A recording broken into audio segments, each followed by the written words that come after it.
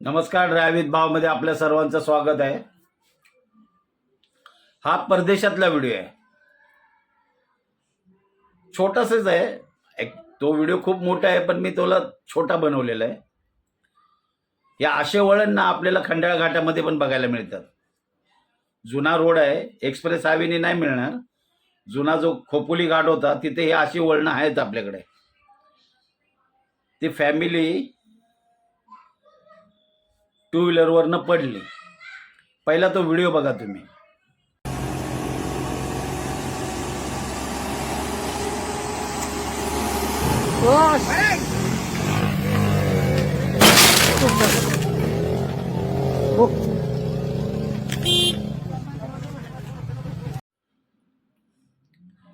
असा जर वळणदार रस्ता आणि चढणचा रस्ता असेल, घाटात जर असतात असे वळणदार रस्ते आपल्या खोपोलीमध्ये 3-4 ठिकाणी ना असे वळणदार रस्ते आहेत.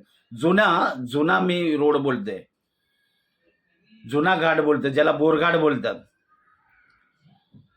आता ते काही जे खोपोलीच्या शहरामधून जातात ना, त्यावेळेला तो वळणदार रस्ते आपल्याला पडतात.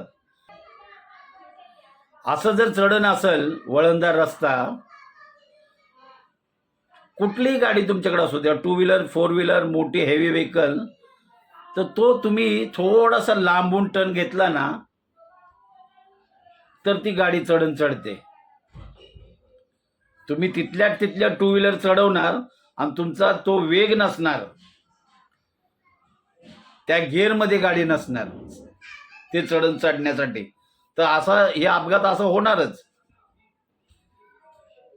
हेवी व्हेकलवाला जे असतात ना, ते पाठीमागच ना त्यांचा स्पेशल गिअर असतो तो टाकतात आणि त्याच वेळेला ती गाडी चढते. तर ज्या वेळेला असं चढण असेल ना, तर थोडंसं लांबून घेतलं की नक्कीच गाडी चढते. हे काय मी मोठा काय तज्ज्ञ नाही. एवढं सांगू शकतो की ड्रायव्हर असल्यामुळं एवढ्या गोष्टी ना आपल्याला थोडं, म्हणजे इतक्या वर्ष काम केलंय तर एवढं तर आपण सांगू शकतो. तुम्हाला काय वाटतं या व्हिडिओबद्दल नक्की कमेंटमध्ये सांगा.